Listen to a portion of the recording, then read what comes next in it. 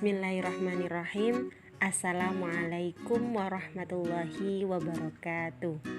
Hai, bagaimana kabar kalian anak-anak hebat? Anak-anak hebat, sudahkah mengucapkan terima kasih kepada ayah dan bunda? Jika belum, ucapkan terima kasih kepada ayah dan bunda.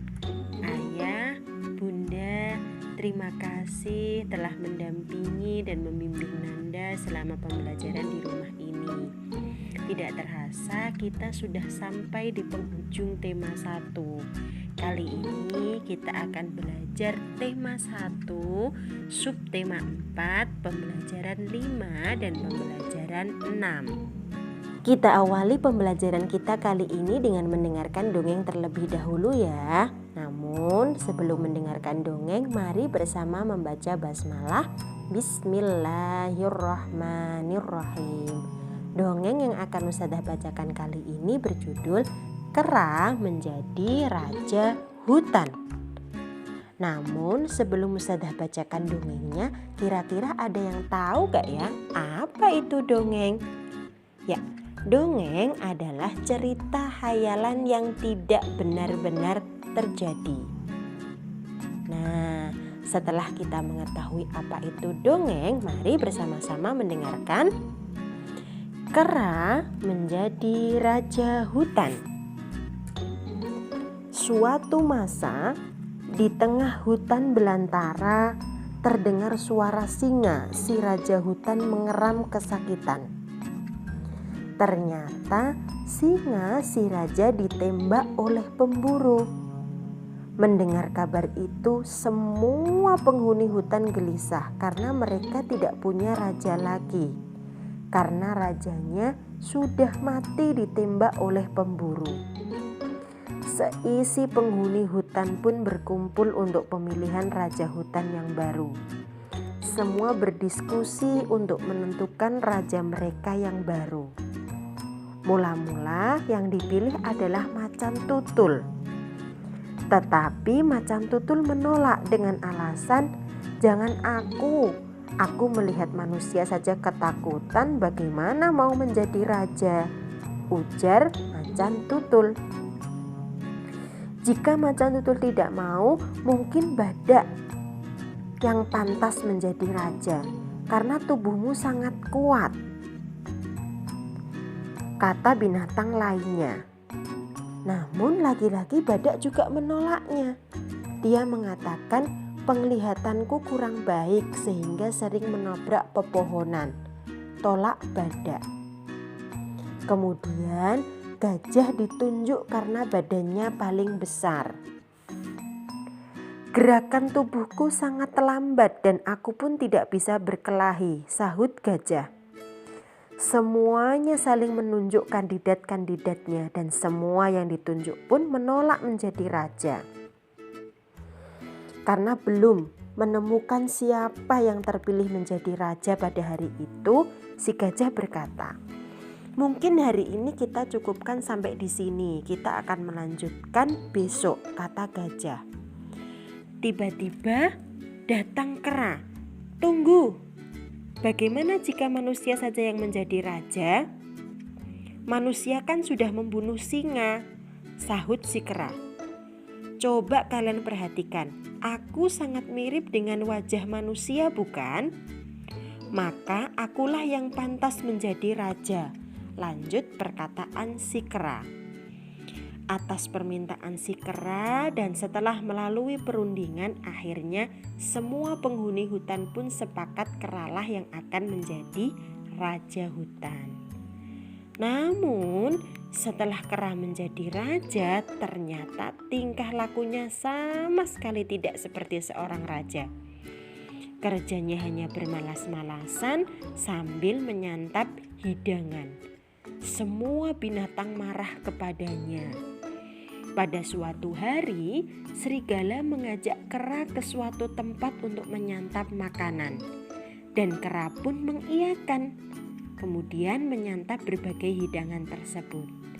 Ternyata kera terkena jebakan dari manusia dan membuatnya terperosok ke dalam lubang tanah. Kera berteriak meminta tolong. "Tolong! tapi tidak ada yang menolongnya. Dari dongeng yang Ustazah bacakan tadi, kita sudah belajar tentang pengamalan sila keempat loh. Kira-kira apa ya pengamalan sila keempat pada dongeng tersebut?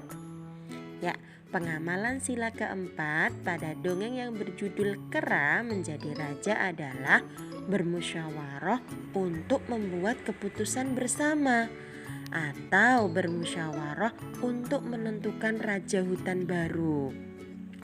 Bermusyawarah tersebut merupakan pengamalan Pancasila sila keempat. Nah, contoh kedua dalam cerita tersebut adalah tidak memaksakan kehendak saat bermusyawarah atau menghormati pendapat orang lain dalam bermusyawarah. Nah, selain kita belajar tentang pengamalan sila keempat dalam cerita tadi, kita akan belajar pengamalan sila keempat dalam kehidupan bermasyarakat dengan contoh yang lain. Contohnya adalah 1.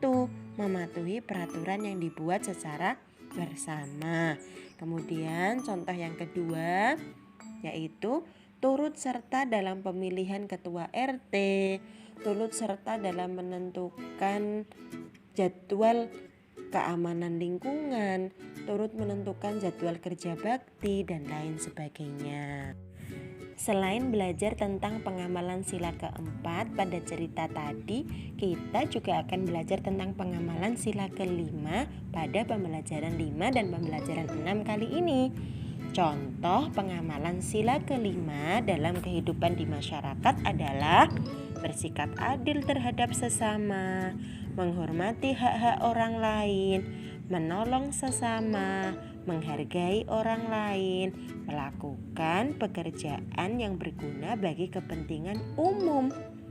Melakukan pekerjaan yang berguna bagi kepentingan umum itu contohnya apa ya? Melakukan pekerjaan yang berguna bagi kepentingan umum tadi contohnya adalah seperti gotong royong membangun jalan, gotong royong membersihkan lingkungan, gotong royong membangun pos kampling, dan lain sebagainya. Setelah kita belajar tentang pengamalan sila keempat pada dongeng, pengamalan sila keempat dan kelima dalam kehidupan bermasyarakat, kali ini kita akan belajar membaca percakapan. Percakapan antara Adin dan Fandi. Percakapan ini nanti berisi tentang kalimat penolakan. Baca dan ucapkan kalimat penolakan dengan santun ya. Adin, ayo kita berolahraga bersama di lapangan. Fandi, maaf Din, kali ini aku tidak ikut berolahraga. Adin, tidak apa-apa Fandi, apakah kamu akan pergi ke suatu tempat? Fandi menjawab, betul Din, aku akan mengunjungi paman bersama keluargaku. Adin, baiklah, selamat bersenang-senang. Fandi, terima kasih Din. Nah, dari percakapan yang kita baca tadi, coba kerjakan soal-soal berikut. Jawablah pertanyaan-pertanyaan di bawah ini. 1. Siapa yang mengajak berolahraga pada percakapan tadi? 2. Apa maksud dari ajakan tersebut? 3. Siapakah yang menolak ajakan?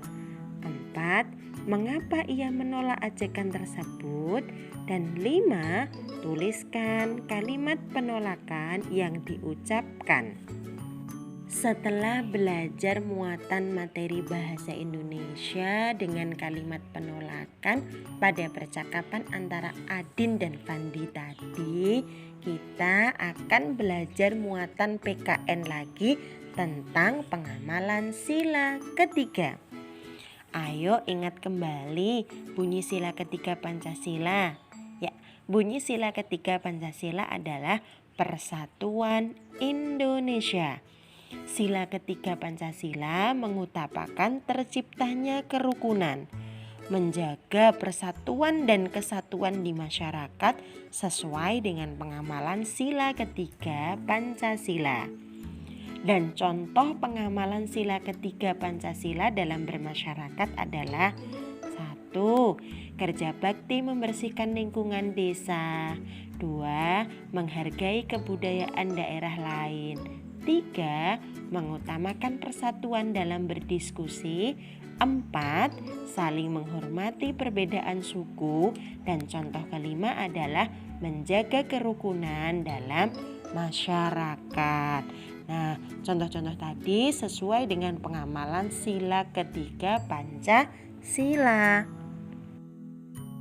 Nah, sekarang kita belajar muatan materi PJOK tentang permainan. Adakah yang tahu permainan apakah ini? Ini adalah permainan tradisional yang berasal dari Manggarai, Flores, Nusa Tenggara Timur. Permainan ini disebut dengan permainan rangku alu. Permainan rangku alu adalah sebuah permainan sekaligus tarian daerah. Permainan ini menggunakan media atau alat yang sangat sederhana berupa bambu, di mana masing-masing bambu tersebut berukuran 2 meter. Permainan ini dilakukan secara berkelompok, di mana tiap-tiap kelompok berisi 4 orang. Nah, cara bermain dalam permainan rangku alu ini adalah pemain dibagi menjadi 2 kelompok. Kelompok yang bertugas menjaga dan kelompok yang bertugas menjadi pemain. Kelompok yang menjaga bertugas menggerak-gerakkan bambu seperti palang, membentuk palang sambil bernyanyi. Kemudian kelompok yang bermain bertugas untuk melompat-lompati bagian celahnya agar tidak terjepit. Nah, mereka harus menghindari jepitan bambu tadi. Penari tadi akan masuk dalam bidang persegi dan melompat-lompat sesuai dengan irama buka tutup dari bambu. Nah, ini tadi kita belajar tentang permainan rangku alu. Nah, dengan berakhirnya permainan rangku alu ini, maka berakhir pula lah pembelajaran kita pada tema 1, subtema 4, pembelajaran 5 dan 6 ini.